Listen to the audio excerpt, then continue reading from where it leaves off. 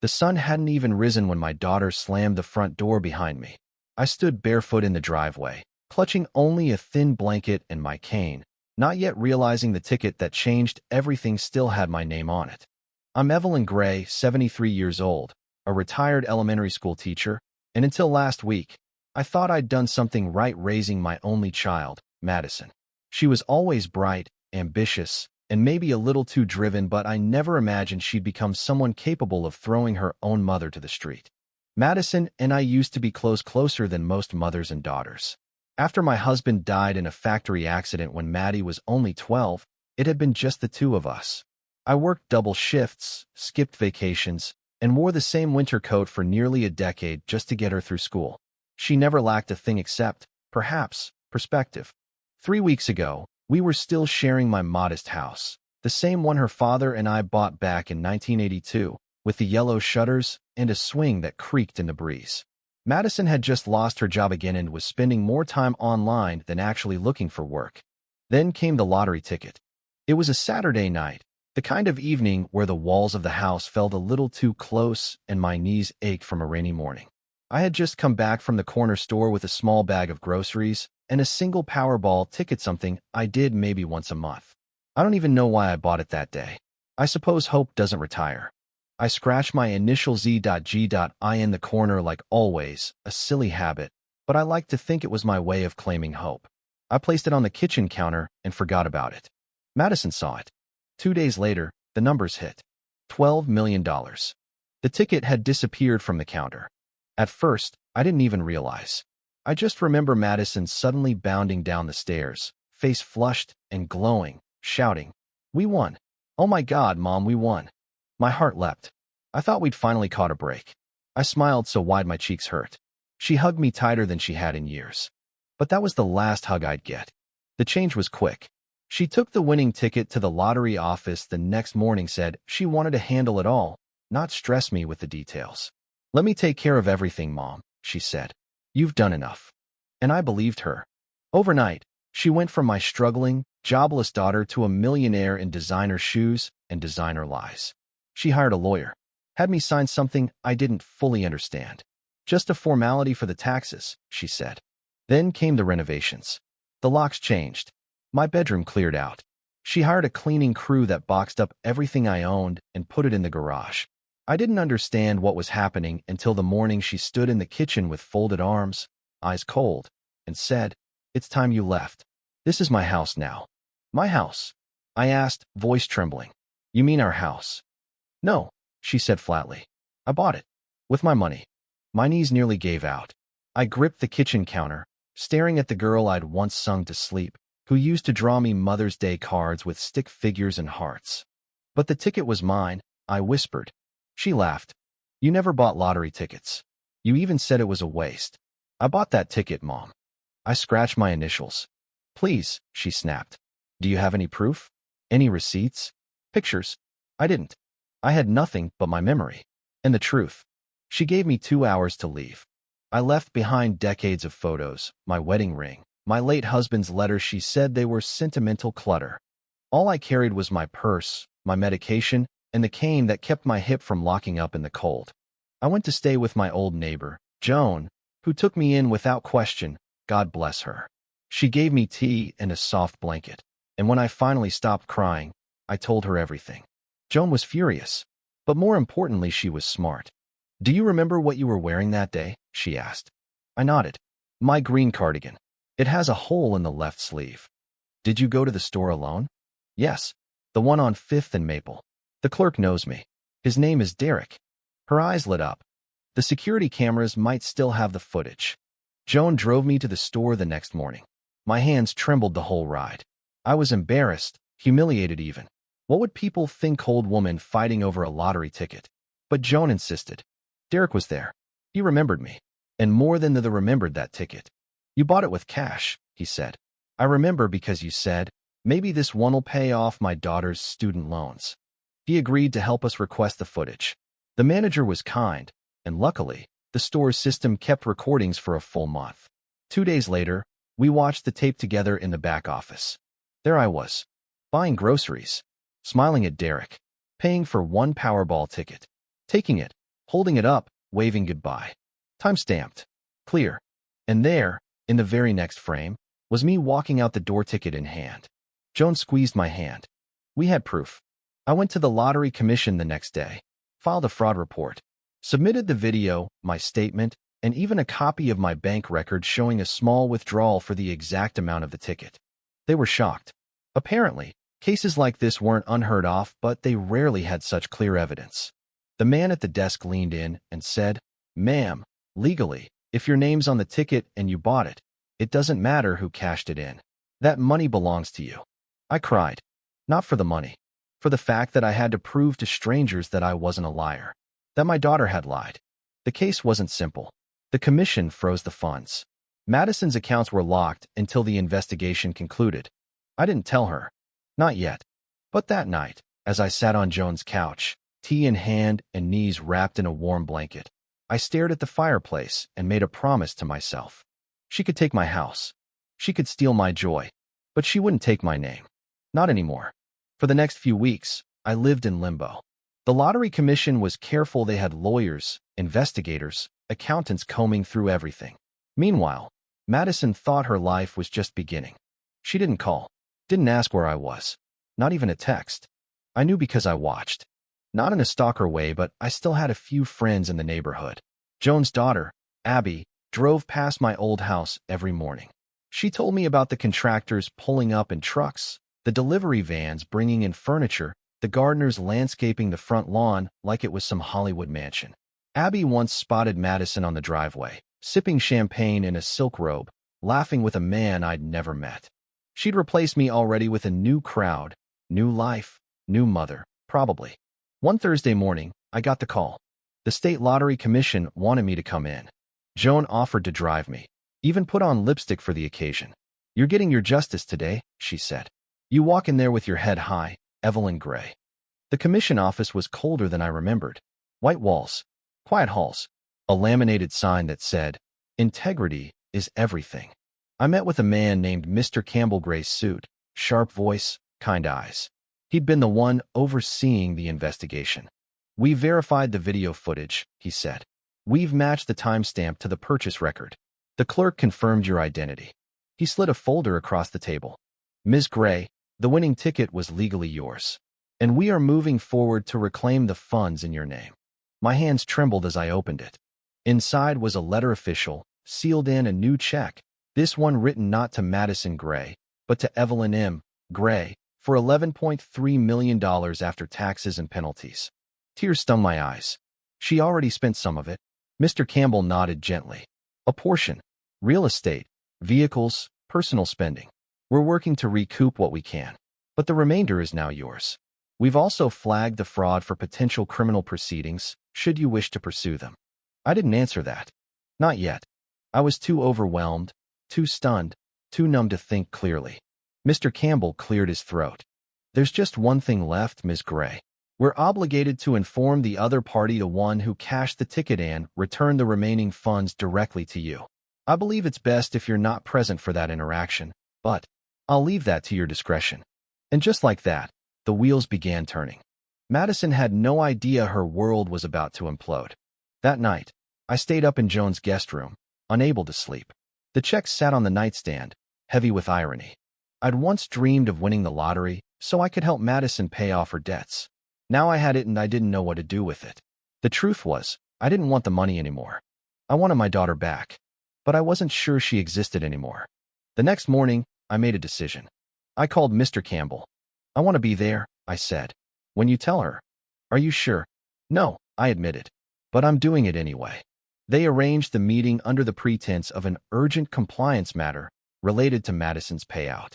She came to the office dressed in a blazer and sunglasses, carrying a designer handbag, looking every inch the rich heiress. She didn't notice me at first. I was seated in the corner of the conference room, behind a divider. I heard her heels click across the floor. "I don't understand the urgency," she said with a polite, clipped tone. "If this is about taxes, I already—" Mr. Campbell interrupted.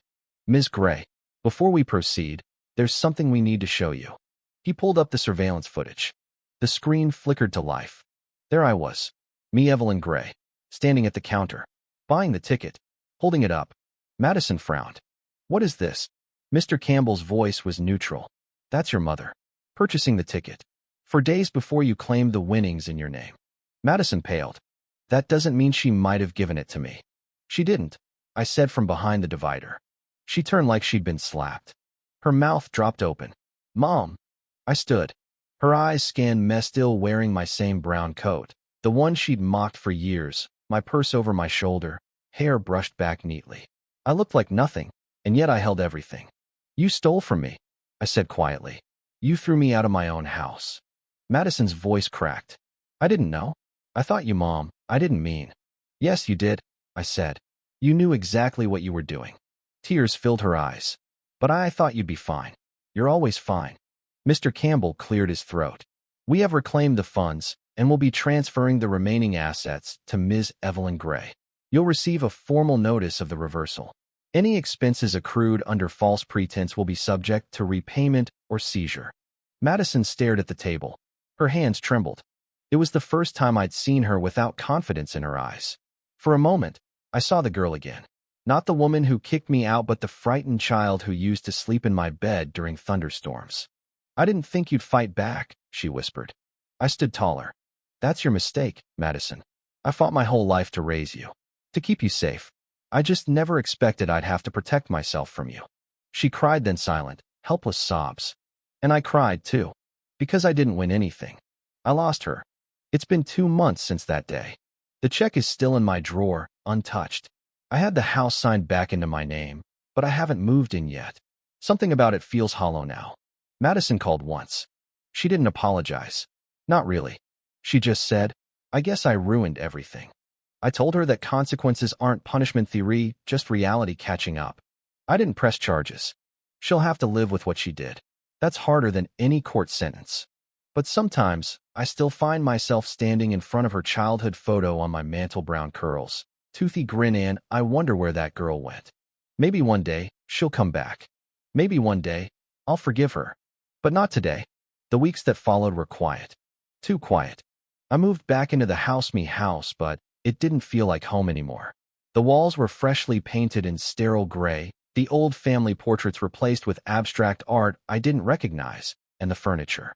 Well, let's just say it looked like it came from catalogs for people who never had to worry about grocery coupons. Everything familiar had been scrubbed clean, sanitized, replaced. Even the smell. There was no hint of cinnamon or lavender or the dusty books from the old oak shelf that once stood in the hallway. Just the faint scent of expensive wood polish and something cold, almost metallic. Joan helped me go through the boxes Madison had packed up. Most of my belongings had been shoved into the garage like leftovers from someone else's life.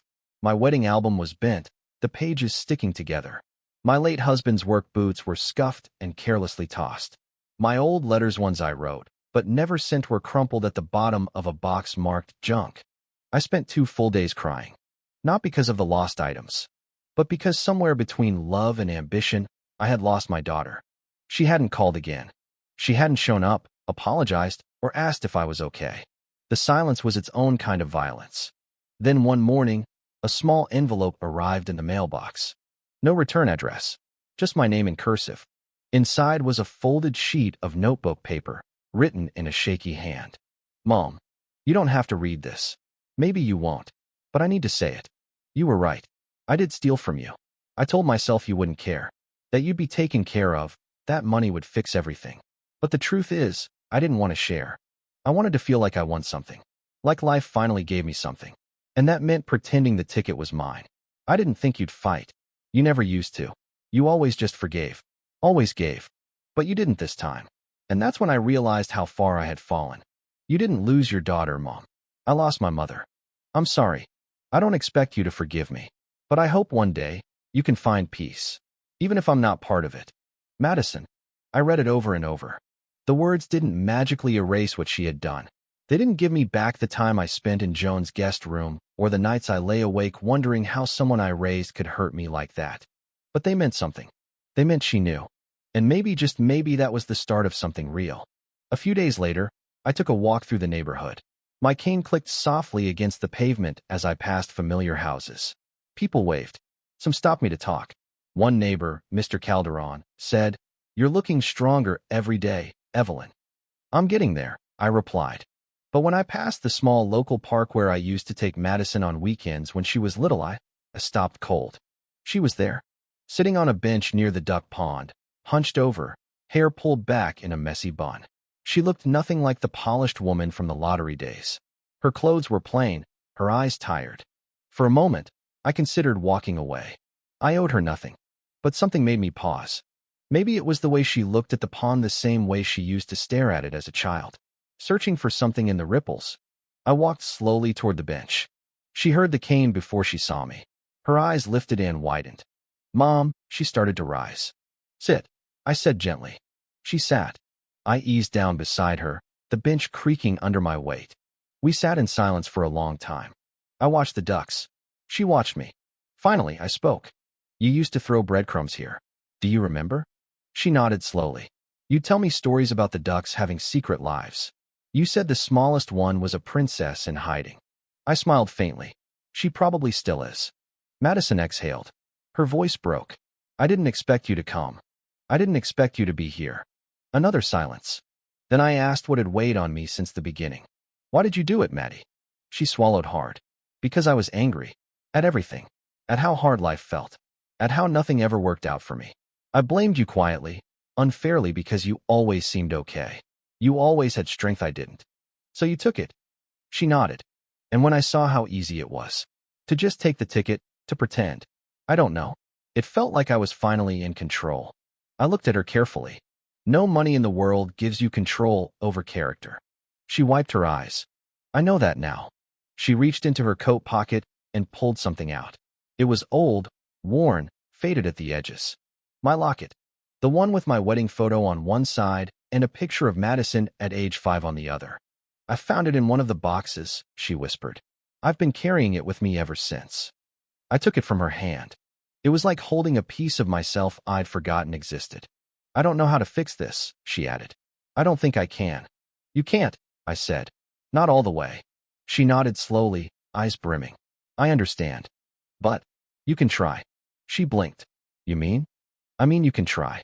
And that was the most I could offer for now. Forgiveness, I was learning, wasn't a switch. It was a process.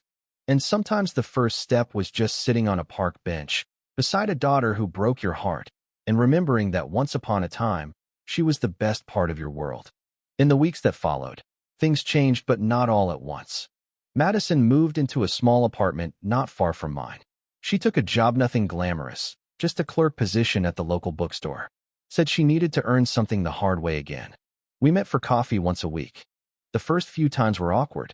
We talked about weather, books, and eventually full of memories. I didn't give her money. She didn't ask. I didn't offer. She didn't expect. One afternoon, she told me, I'm going to therapy. I nodded. Good. Another time, she said, I think I want to volunteer at the shelter. That's good too. And the third week, she asked, do you think I'm a bad person? I looked at her carefully. No, I said. I think you're a person who made a bad choice. The difference is what you do now. That made her cry again. But this time, I didn't feel broken. I felt healing. I used part of the lottery money to set up a scholarship at the local community college for single mothers going back to school. I put the rest into a trust for community programs, literacy centers, and care homes. I kept just enough for a quiet life, a warm home, and some travel. Because at 73, I've learned something money can't buy. The things that matter, the real things, are the ones we build slowly. With love. With time. With people who show up, even after they've disappointed you. And forgiveness? It doesn't mean forgetting. It means choosing to remember the love, even when it got lost for a while. I began spending my mornings on the porch again, coffee in hand, birdsong in the trees. The house had started to feel like mine again. I'd rehung the curtains Madison had taken down, repainted the kitchen a soft sunflower yellow, and pulled my old rocking chair out of storage. Piece by piece, the home I'd lost came back, not because of the money, but because of the memories I reclaimed. One Sunday morning, as I was watering the garden, I saw Madison standing across the street, holding something. She looked nervous. I nodded for her to come over. She stepped onto the porch and handed me a small, wrapped package. It's not much, she said, shifting from foot to foot, but I wanted you to have it. I peeled away the paper and gasped softly. It was my old recipe book, leather-bound, stained from years of cooking. I thought it had been lost forever. I found it in a box I hadn't unpacked yet, she said. I went through every page and cleaned it. I even rewrote some of the ones that had faded. I opened it, and there, in her handwriting, were my recipes: banana bread, sweet potato casserole, chicken pot pie. But next to each one, she'd written a short note. Banana bread, the one she made every Sunday after Dad died. I used to eat the ends before she caught me. Sweet potato casserole, Thanksgiving, the year it snowed. She let me have seconds before dinner. Chicken pot pie, the only thing that made my broken arm feel better in 5th grade. I closed the book and looked at her. This wasn't money. This was remorse. This was remembrance. You were watching, I said quietly. Always, she whispered, even when I didn't say it. I reached for her hand. We sat on the porch together for hours, not talking about the past, but planting the beginnings of a future. That evening, she stayed for dinner. We made pot pie together. The crust was too thick, the carrots slightly undercooked, and we burned the edges. But it was the best dinner I'd had in years. In the following months, our rhythm became natural. We gardened together, read books on the porch, attended community meetings. She even helped me deliver food to the senior center every Thursday.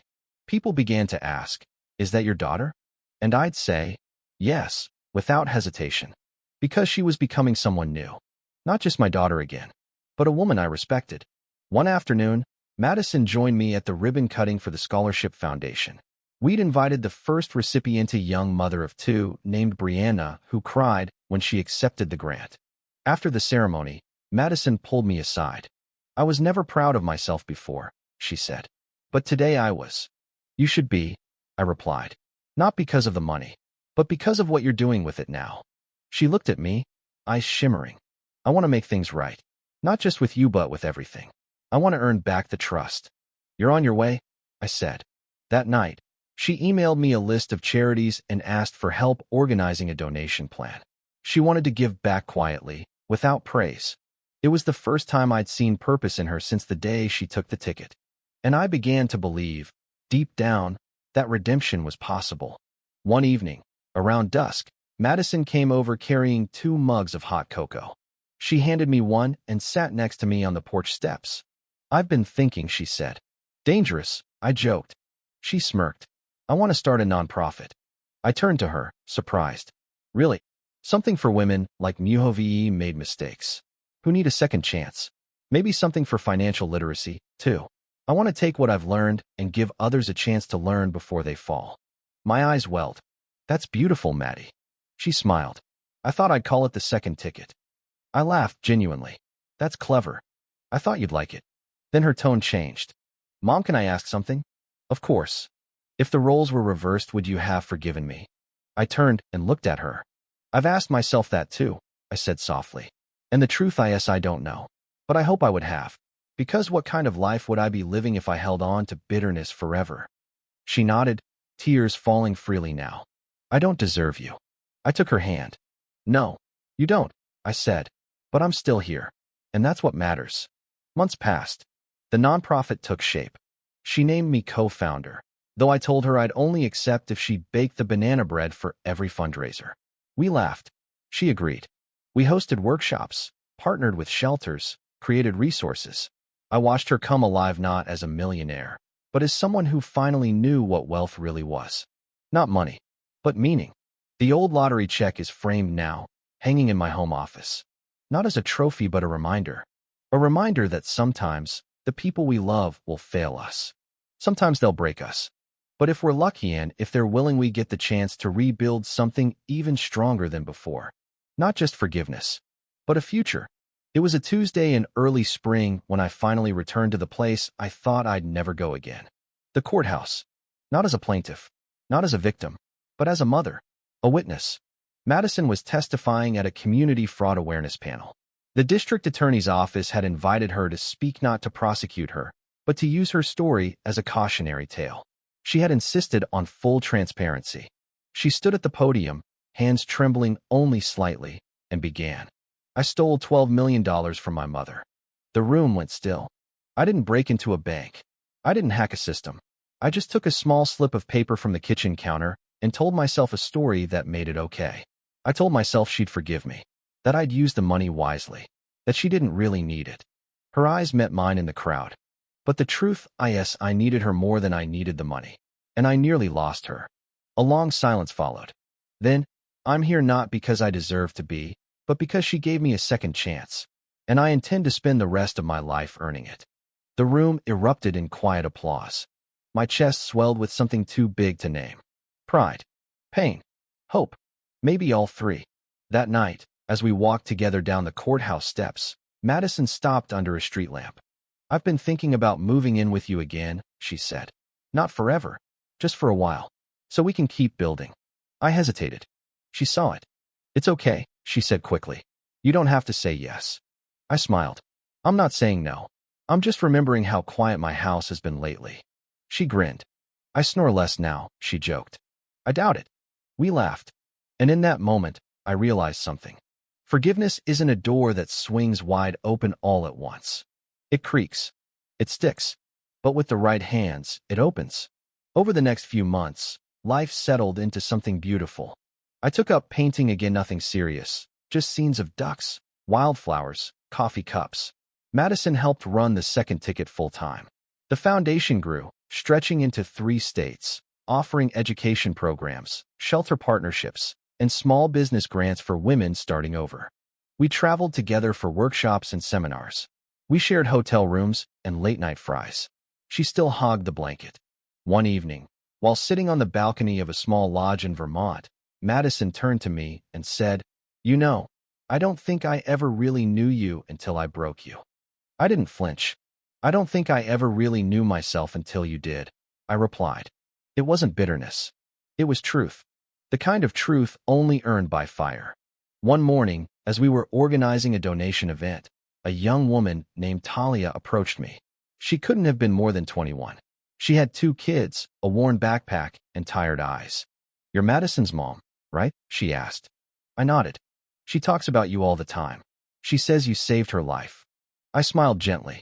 "Well, I guess we saved each other." Talia looked at the ground. "I used to think if I made one mistake, I'd be done forever. But watching both of you makes me think maybe I still have a shot." I reached for her hand. "You do, honey, and we'll be right here with you." Eventually, I sold the house. It wasn't out of bitterness, it was because I no longer needed a monument to what had happened. I needed a beginning. So I bought a small cottage near the lake. Madison moved into the guest house out back. We called it the second ticket house. She planted flowers around the porch. I baked for the whole neighborhood. We hosted Sunday dinners for families from the foundation. The smell of sweet potato casserole once again filled the kitchen. One evening, while watching the sunset, Madison brought out 2 glasses of iced tea and said, "I think I want to adopt one day." I looked at her. "You'd be a wonderful mother." "You think so?" "I know so." She leaned her head on my shoulder.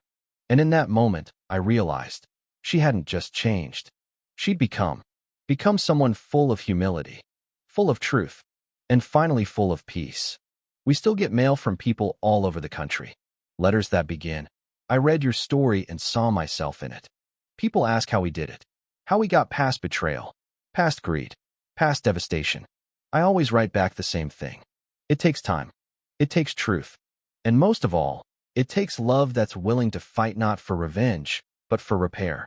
Madison still keeps the old lottery ticket in a frame on her desk.